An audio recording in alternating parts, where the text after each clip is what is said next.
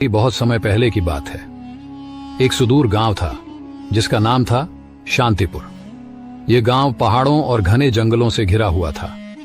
यहाँ के लोग सीधे सादे थे, खेती बाड़ी करके जीवन यापन करते थे। हालांकि गांव का नाम शांतिपुर था, लेकिन वहां की गलियों में शांति कम और कड़वाहट ज्यादा थी। ये गांव अंधविश्वास और सामाजिक कुरीतियों में जकड़ा हुआ था।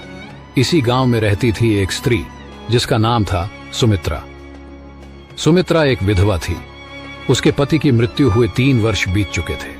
जब उसके पति हरिप्रसाद की बीमारी से मौत हुई, तब से उसके जीवन में सिवाय आंसुओं और तानों के कुछ भी नहीं बचा था। हरिप्रसाद गांव के एक साधारण किसान थे। उनका घर छोटा सा था, मगर उसमें सुमित्रा के साथ उनका प्यार और आपसी समझदारी बसती थी। मगर जैसे ही हरिप्रसाद की मृत्यु हुई, सुमित्रा का संसार अंधकार में डूब गया। गांव वाले उसे एक अशुभ स्त्री मानने लगे। गांव की औरतें उसके साथ उठने बैठने से कतराती। पुरुष उसे तानों और अपमान से नवाजते। बच्चों को कहा जाता कि सुमित्रा के घर के पास भी न जाए।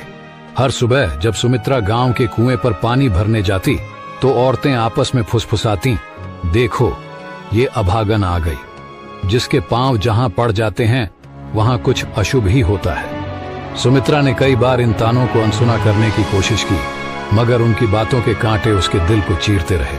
रातें उसके लिए और भी कठिन होती। जब पूरा गांव गहरी नींद में सो जाता, सुमित्रा आंगन में बैठकर आसमान की ओर देखती। चांद की चांदनी उसकी आंखों में आंसू भर देती। वह अक्सर अपने पति की तस्वीर के आगे दीप जलाकर रोती और भगवान से पूछती, आखिर मैंने कौन सा पाप किया है जो मेरा जीवन इस तरह नर्क बन गया। कई बार उसने गांव छोड़कर जाने की भी सोची, मगर कहां जाती। उसके माता पिता बहुत पहले ही चल बसे थे। भाई बहनों ने उसके विधवा होते ही मुंह फेर लिया। एक दिन जब सुमित्रा अपनी टूटी फूटी झोपड़ी के बाहर बैठी थी, तभी उसने देखा कि गांव के बाहर वाले रास्ते पर 3 साधु चले आ रहे हैं। वे सफेद दाढ़ी वाले, भगवा वस्त्र पहने हुए थे। उनके चेहरे पर तेज था, मगर आंखों में एक अजीब सा रहस्य झलक रहा था। गांव वालों ने उन साधुओं को देखते ही उनके चारों ओर घेरा बना लिया। सभी ने उनके पांव छुए और आशीर्वाद मांगा। गांव के मुखिया ने साधुओं से विनती की, महाराज कृपया हमारे गांव में कुछ दिन रुकें, हमें आपका आशीर्वाद चाहिए। साधुओं ने गांव में रुकने के लिए हामी भर दी, लेकिन फिर उनकी नजर सुमित्रा पर पड़ी। उनमें से सबसे वृद्ध साधु ने सुमित्रा को देखते ही कहा, यह स्त्री दुख से घिरी है, मगर इसके भाग्य में कुछ अनोखा लिखा है। गांव वाले यह सुनकर चौंक गए। उन्हें विश्वास नहीं हो रहा था कि वही सुमित्रा, जिसे वे अशुभ मानते थे, उसके भाग्य में कुछ खास हो सकता है। सुमित्रा खुद भी हैरान थी। उसके मन में सवाल उठे, आखिर ये साधु कौन है और मेरे भाग्य के बारे में ऐसा क्यों कह रहे हैं। तीनों साधु गांव के बीचों बीच स्थित एक पुराने मंदिर में ठहरे। यह मंदिर वर्षों से वीरान पड़ा था, मगर साधुओं के आते ही वहां रौनक लौट आई। गांव वाले उन्हें देखने के लिए रोज वहां पहुंचते और उनके प्रवचनों को सुनते। सुमित्रा भी मंदिर के बाहर खड़ी होकर साधुओं की बातें सुनती, लेकिन गांव के लोग उसे भीतर जाने नहीं देते थे।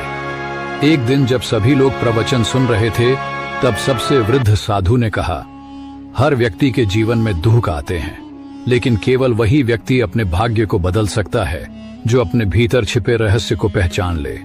सुमित्रा को यह सुनकर अजीब लगा। वह सोचने लगी, क्या मैं अपने दुख को दूर कर सकती हूँ? क्या मैं भी अपने भाग्य को बदल सकती हूँ? 3 साधु कौन थे? तीनों साधु साधारण व्यक्ति नहीं थे। उनकी आंखों में गहरी समझ थी और उनके शब्दों में अपार शक्ति। 1 पहले साधु का नाम था ज्ञानानंद। वे आध्यात्मिक ज्ञान के झाता थे। उनका कहना था कि दुनिया में कोई भी दुख तब तक समाप्त नहीं हो सकता जब तक मनुष्य स्वयं को नहीं पहचान लेता। 2 दूसरे साधु का नाम था कर्मानंद। वे कर्म के सिद्धांत को मानते थे। उनका कहना था कि भाग्य से बड़ा केवल कर्म होता है। यदि किसी का जीवन अंधकारमय है, तो उसे केवल अपने कर्मों से ही रोशनी में बदला जा सकता है। 3 तीसरे साधु का नाम था ध्यानानंद। वे साधना और ध्यान के मार्ग पर चलते थे। उनका कहना था कि आत्मा को शांत करके, मन को नियंत्रित करके कोई भी व्यक्ति अपने दुखों से मुक्ति पा सकता है। रात के समय जब गांव वाले अपने घर चले गए, तो सुमित्रा मंदिर के पास आई। उसे विश्वास नहीं हो रहा था कि तीनों साधु सच में उससे मिलना चाहते हैं। जैसे ही वह मंदिर के अंदर पहुंची, तीनों साधु उसकी ओर देखने लगे। कुछ देर तक कोई कुछ नहीं बोला। फिर ज्ञानानंद बोले, तुम हमें क्यों ढूंढ रही हो पुत्री? सुमित्रा कांपते हुए बोली, मुझे कुछ समझ नहीं आता। मैं बस यह जानना चाहती हूं कि मेरे जीवन में इतना दुहक क्यों है। मैंने किसी का क्या बिगाड़ा है? तीनों साधु मुस्कुराए। कर्मानंद ने कहा, दुनिया में कोई भी दुख बिना कारण नहीं आता। तुमने अपने पूर्व जन्मों में जो किया है उसका ही परिणाम तुम्हें इस जन्म में मिला है। लेकिन घबराओ मत, क्योंकि हर कर्म को नए कर्मों से बदला जा सकता है। सुमित्रा ने आंखें भरते हुए पूछा, क्या मैं अपना भाग्य बदल सकती हूं? ध्यानानंद ने धीरे से उत्तर दिया, हाँ, लेकिन उसके लिए तुम्हें परीक्षा देनी होगी। क्या तुम तैयार हो?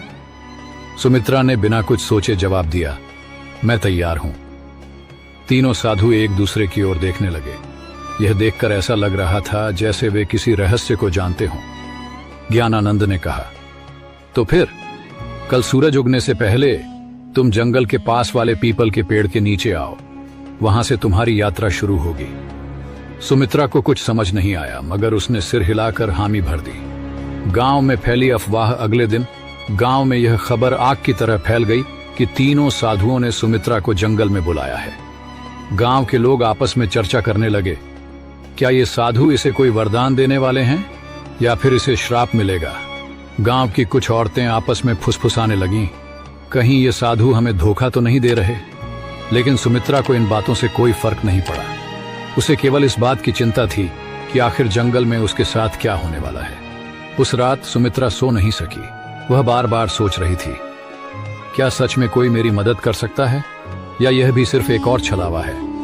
लेकिन अब वह ठान चुकी थी कि चाहे कुछ भी हो जाए, वह अगले दिन सूरज उगने से पहले जंगल के पास जाएगी। ये खड़े थे, वे गहरी तपस्या में लीन थे। उनके चारों ओर एक अद्भुत शांति फैली हुई थी। सुमित्रा ने हाथ जोड़कर प्रणाम किया और कहा, मैं आ गई हूं महाराज, अब मुझे बताइए कि मेरी परीक्षा क्या है? ज्ञानानंद ने आंखें खोलीं और बोले, यह संसार एक भ्रम है पुत्री। जो इसे समझ लेता है वही अपने भाग्य को बदल सकता है। लेकिन इससे पहले कि हम तुम्हें ज्ञान दें, तुम्हें अपनी परीक्षा देनी होगी। कर्मानंद ने कहा, हम तुम्हें इस जंगल में छोड़ रहे हैं। तुम्हें रात भर अकेले यहीं रहना होगा। ये जंगल बहुत रहस्यमयी है। यहाँ जंगली जानवर भी हैं और अदृश्य शक्तियां भी। लेकिन अगर तुमने अपना डर छोड़ दिया तो तुम पहली परीक्षा पास कर जाओगी। सुमित्रा को यह सुनकर झटका लगा। रात भर अकेले जंगल में वह डर गई थी, लेकिन उसने अपने भीतर हिम्मत जुटाई और कहा, मैं तैयार हूं। तीनों साधु मुस्कुराए और बोले, हम कल सुबह सूरज उगने के बाद यहां आएंगे। तब तक तुम्हें अकेले रहना होगा। इतना कहकर तीनों साधु जंगल के दूसरे छोर की ओर चले गए और सुमित्रा अकेली रह गई। शाम ढलते ही जंगल में अंधेरा छाने लगा। चारों ओर अजीब अजीब सी आवाजें आने लगी। दूर किसी पेड़ पर उल्लू बोल रहा था। झाड़ियों में कुछ सरसराने की आवाजें आ रही थी। सुमित्रा ने अपने दिल को संभाला और एक पेड़ के नीचे बैठ गई। लेकिन जैसे ही रात गहराने लगी, भय भी बढ़ने लगा। अचानक उसे लगा कि कोई परछाई उसकी ओर बढ़ रही है। उसका दिल जोर जोर से धड़कने लगा। क्या यह कोई जंगली जानवर है या कोई भूत? लेकिन तभी उसे साधुओं की बात याद आई। अगर तुमने अपना डर छोड़ दिया तो तुम पहली परीक्षा पास कर जाओगी। उसने अपनी आंखें बंद की, गहरी सांस ली और खुद से कहा, मुझे डरना नहीं चाहिए। मैं यहां अकेली नहीं हूं, मेरे साथ भगवान है। जैसे ही उसने यह सोचा, वह परछाई धीरे धीरे गायब हो गई। रात भर वह इसी तरह अपने डर से लड़ती रही। कभी कोई आवाज सुनाई देती, कभी अजीब सा कंपन महसूस होता, लेकिन उसने खुद को शांत रखा और हिम्मत नहीं हारी। सुबह की पहली किरण और सफलता। जैसे ही सूरज की पहली किरण जंगल में पड़ी, सुमित्रा ने राहत की सांस ली। थोड़ी देर बाद तीनों साधु वहां पहुंचे और देखा कि सुमित्रा मुस्कुरा रही है। ज्ञानानंद बोले, पुत्री, तुमने अपनी पहली परीक्षा पास कर ली। तुमने डर को जीत लिया। अब तुम्हारे जीवन में बड़ा बदलाव आने वाला है। सुमित्रा की आंखों में आशा की चमक थी। वह समझ गई थी कि डर केवल हमारे मन में होता है और जब हम उसका सामना करते हैं तो वह खुद ही समाप्त हो जाता है। सुमित्रा की पहली जीत जंगल में भय से भरी रात बिताने के बाद सुमित्रा की आंखों में अब डर की जगह आत्मविश्वास था। जब सूरज की पहली किरणें जंगल की शाखाओं से छनकर उसके चेहरे पर पड़ी तो उसने महसूस किया कि वह पहले से कहीं अधिक शांत और मजबूत हो चुकी थी। तीनों साधु मुस्कुरा रहे थे। ज्ञानानंद बोले, पुत्री, तुमने पहली परीक्षा पास कर ली, अब तुम तैयार हो दूसरी परीक्षा के लिए। सुमित्रा ने विनम्रता से सिर झुकाया और कहा, मैं तैयार हूं महाराज। 3 साधुओं का रहस्य। तीनों साधु सुमित्रा को लेकर एक पहाड़ी के ऊपर बने एक पुराने मंदिर में गए। यह मंदिर देखने में साधारण था, लेकिन वहां एक अजीब सी ऊर्जा महसूस हो रही थी। जैसे ही सुमित्रा ने मंदिर के द्वार पर कदम रखा, उसे अपने शरीर में एक हल्की कंपन महसूस हुई। तभी ध्यानानंद ने कहा, अब समय आ गया है कि हम तुम्हें अपने वास्तविक स्वरूप के बारे में बताएं। सुमित्रा चौंक गई। आपका वास्तविक स्वरूप? ज्ञानानंद ने अपनी आंखें बंद की और अचानक उनके शरीर से एक तेज प्रकाश निकलने लगा। उसी क्षण कर्मानंद और ध्यानानंद भी प्रकाश से घिर गए। कुछ ही क्षणों में उनके सामने साधारण मनुष्यों के बजाय 3 दिव्य प्राणियों की आकृतियां खड़ी थीं। वे देवता थे। सुमित्रा विस्मय से देखती रह गई। वह कुछ कह ही नहीं पाई। कर्मानंद बोले, हम साधारण साधु नहीं हैं पुत्री, हम तीनों ब्रह्मा, विष्णु और महेश के दूत हैं और इस पृथ्वी पर कुछ विशेष उद्देश्यों के लिए आए हैं। ध्यानानंद आगे बोले, हमें आदेश मिला था कि हम किसी ऐसे व्यक्ति की परीक्षा लें जो सच्चे मन से अपने भाग्य को बदलना चाहता हो, और हमने तुम्हें चुना। सुमित्रा की आंखों में आंसू आ गए।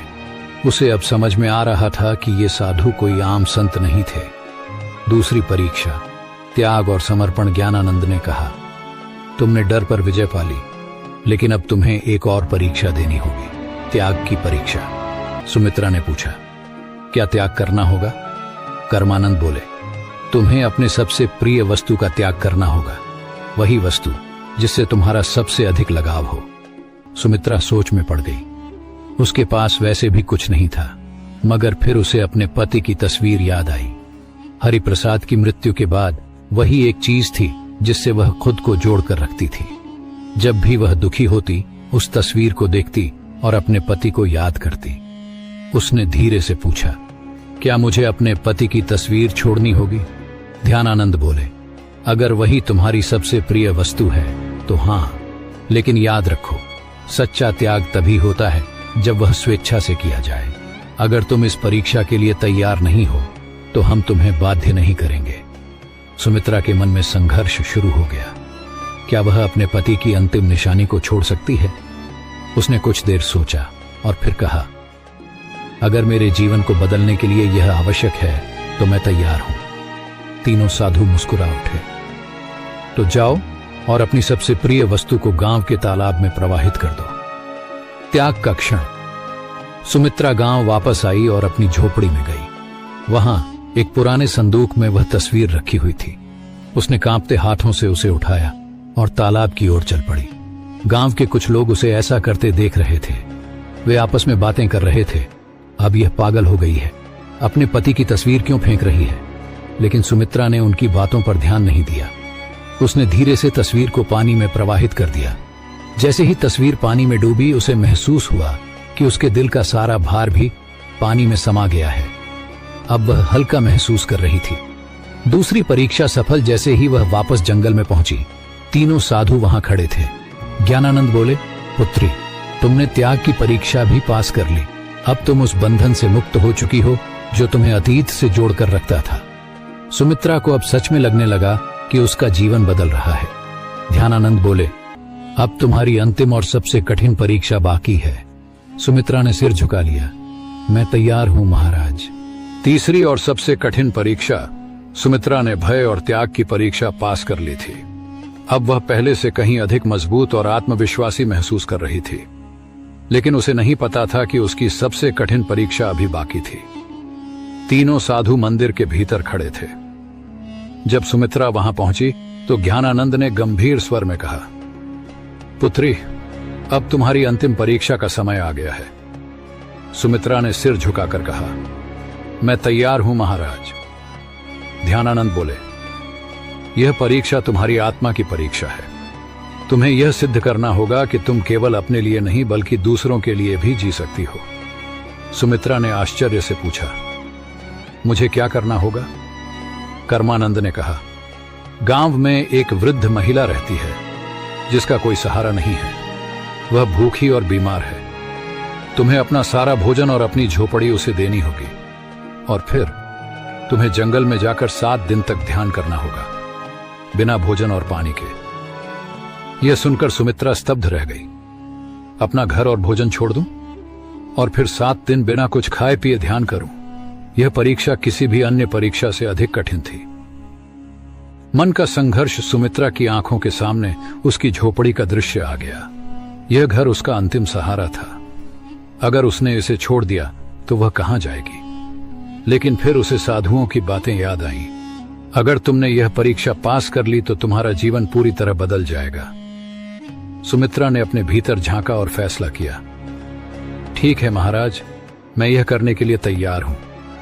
सब कुछ छोड़ना सुमित्रा गांव लौटी और अपनी झोपड़ी उस वृद्ध महिला को दे दी। उसने अपने बचे खुचे भोजन को भी उसे सौंप दिया। गांव के लोग यह देखकर हैरान थे। ये क्या कर रही है? अपना सब कुछ क्यों छोड़ रही है? लेकिन सुमित्रा ने किसी की बातों पर ध्यान नहीं दिया। वह सीधा जंगल की ओर बढ़ गई, जहां उसे 7 दिन तक ध्यान करना था। 7 दिन का कठिन ध्यान पहला दिन बीता और सुमित्रा को बहुत भूख लगी, लेकिन उसने अपनी चेतना को भटकने नहीं दिया। उसने अपनी आंखें बंद की और साधुओं के दिए हुए मंत्रों का जाप करने लगी। दूसरे दिन उसे प्यास ने सताना शुरू किया, लेकिन उसने पानी की इच्छा को भी त्याग दिया और ध्यान में लगी रही। तीसरे दिन उसके शरीर में कमजोरी आने लगी, लेकिन उसने हार नहीं मानी। चौथे दिन उसे लगा कि वह अब और नहीं सह पाएगी, लेकिन तभी उसे साधुओं की बातें याद आईं। सच्ची शक्ति शरीर में नहीं, मन में होती है। 5वें और 6ठे दिन वह पूरी तरह ध्यान में डूब गई थी। अब उसे भूख प्यास महसूस ही नहीं हो रही थी। 7वें दिन जब सूरज उगा तो कुछ अद्भुत हुआ। सुमित्रा की आत्मा एक नई ऊर्जा से भर गई थी। उसे महसूस हो रहा था जैसे वह एक साधारण स्त्री नहीं रही, बल्कि एक दिव्य शक्ति से जुड़ चुकी है। सुमित्रा का रूपांतरण जब 7वां दिन पूरा हुआ तो तीनों साधु उसके सामने प्रकट हुए। ज्ञानानंद बोले, पुत्री, तुमने अपनी अंतिम परीक्षा भी पास कर ली। अब तुम केवल एक साधारण विधवा नहीं हो, बल्कि एक सशक्त आत्मा बन चुकी हो। कर्मानंद बोले, तुम्हारे भीतर अब वह शक्ति आ गई है जिससे तुम न केवल अपना बल्कि दूसरों का भी भाग्य बदल सकती हो। ध्यानानंद ने अपने हाथ उठाए और कहा, तुम्हें आशीर्वाद देते हैं कि अब से तुम्हारी जिंदगी सुख, शांति और सम्मान से भरी होगी। सुमित्रा के चारों ओर एक सुनहरी रोशनी फैल गई। उसने आंखें बंद कर ली और जब खोली तो वह पहले से कहीं अधिक शांत, मजबूत और तेजस्वी महसूस कर रही थी। गांव में वापसी और सम्मान। जब सुमित्रा गांव लौटी तो गांव वाले उसे देखकर चौंक गए। अब वह कोई दुखी विधवा नहीं थी। उसके चेहरे पर दिव्यता थी, उसकी आंखों में आत्मविश्वास था। गांव के लोगों ने उसे पहले तिरस्कृत किया था, लेकिन अब वे उसके पास आकर उसके चरण छूने लगे। मां, हमें क्षमा करो, हमने तुम्हारा अपमान किया था, लेकिन अब हमें समझ आ गया कि तुम कोई साधारण स्त्री नहीं हो। सुमित्रा मुस्कुराई और कहा, सच्ची शक्ति बाहर नहीं, हमारे भीतर होती है। जब हम अपने डर, अपने मोह और अपने अहंकार को त्याग देते हैं, तभी हम असली शक्ति को प्राप्त कर सकते हैं। गांव वालों ने उसे गांव की सम्माननीय महिला घोषित कर दिया। अब वह पूरे गांव की मार्गदर्शक बन गई थी। 3 साधुओं का आशीर्वाद और विदाई। तीनों साधु फिर से उसके सामने प्रकट हुए।